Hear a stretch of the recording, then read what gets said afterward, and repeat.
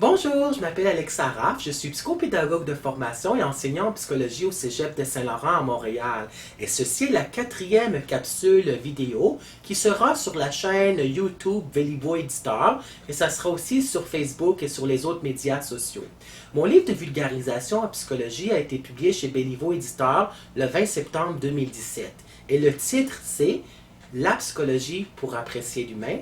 Le sous-titre est le suivant, « La vie est belle et simple, ce sont les gens qui la rendent triste et compliquée ». Aujourd'hui, j'aimerais vous parler de l'amour. Il y a beaucoup de gens qui sont à la recherche de l'amour et parfois désespérément. Donc, ils s'en vont sur Internet et en fin de compte, ils cherchent la personne parfaite. Ils ont une liste d'épicerie avec tous les éléments, toutes les qualités qu'ils voudraient chez l'autre, chez le conjoint ou chez la conjointe. Mais en fin de compte, une personne parfaite, c'est une personne qui n'aura aucun défaut. Donc, selon moi, la perfection, ça n'existe pas. OK? Donc, c'est difficile de trouver une personne qui est parfaite. Donc, parfois, les gens qui s'en vont, ils ont un grand idéal de ce qu'ils veulent chez l'autre ou dans la relation de couple. Et la réalité, c'est ça. Mais il ne faudrait pas qu'il y ait trop d'écart. Okay? Donc, voilà qu'est-ce qu'il y en est. Pour la santé amoureuse, le 4e chapitre de mon livre de vulgarisation en psychologie s'intitule « La santé amoureuse ». Il y a beaucoup d'éléments qui font en sorte qu'on peut dire qu'il y a un équilibre, ça veut dire qu'il y a une belle santé amoureuse dans le couple. D'après vous, quels seraient les bons ingrédients pour avoir une bonne santé amoureuse? Je vais vous en énumérer quelques-uns, mais il y en a d'autres bien sûr. Premièrement, il y a le respect mutuel. Hein? Le respect mutuel, c'est qu'il faut que je respecte moi-même où je suis rendu dans la relation, dans ma vie aussi, et par rapport aussi, il faut que je respecte l'autre telle qu'elle est. Okay? Donc, il faut que je respecte mes attentes, mes valeurs, mes désirs, mes émotions, etc. Puis, il faut que je respecte et que j'accepte la personne telle qu'elle est, hein, le conjoint ou la conjointe, l'amoureux ou l'amoureuse, avec ses qualités, son style de personnalité, son tempérament, son caractère, et ainsi de suite. Okay? Donc, voilà. Il y a d'autres éléments qui font en sorte qu'on a une belle santé amoureuse. Hein? Il y a l'attachement réciproque qui serait un attachement sécurisant ou sécure. Hein? Il ne faut pas avoir trop d'insécurité dans la relation de couple. Au début, c'est normal d'avoir un petit peu d'insécurité pendant les premières semaines, mais ça dépend aussi de ce que l'autre personne nous dit pour nous mettre en rassurance, en fin de compte, pour se sentir moins insécure. Okay? Il y a aussi d'autres éléments tels que l'honnêteté, la transparence, l'authenticité, le partage d'activités. Hein, ça peut être des activités récréatives, des activités sportives, des activités sociales, et ainsi de suite. Donc voilà, pour une bonne santé amoureuse, c'est sûr qu'il y en a d'autres éléments. Puis aussi, il faut avoir une belle santé sexuelle. Hein? La santé sexuelle, ça va aussi avec la santé amoureuse. Hein? Donc, il y aura une 5e capsule qui sera sur YouTube par rapport à la santé sexuelle. Donc, voilà.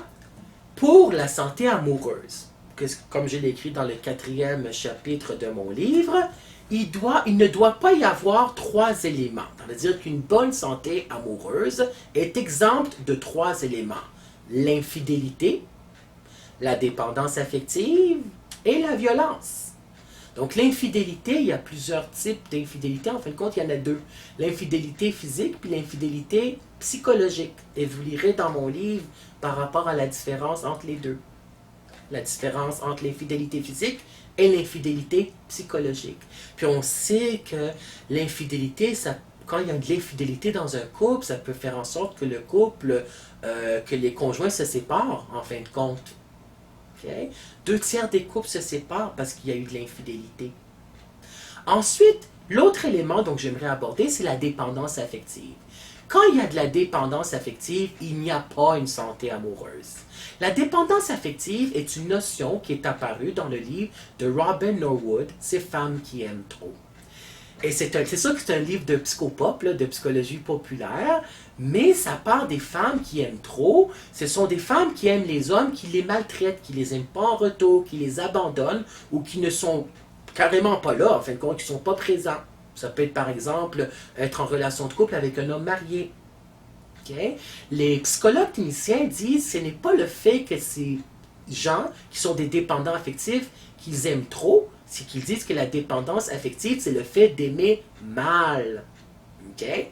Donc voilà pour la dépendance affective. La dépendance affective, comme je l'ai écrit dans mon livre, c'est le fait d'être en amour avec l'amour. Les gens qui sont des dépendants affectifs ont toujours besoin d'être avec l'autre. Parce que quand ils sont avec l'autre, ces personnes-là ressentent, ces dépendants affectifs-là, ressentent une grande joie, une euphorie. Mais quand ces personnes-là ne sont pas avec l'autre, le chum ou la blonde, elles ressentent un grand vide puis une grande tristesse, en fin de compte, par rapport à leurs émotions. Donc, il faut toujours qu'elles comblent ce besoin-là puis qu'elles soient avec l'autre personne.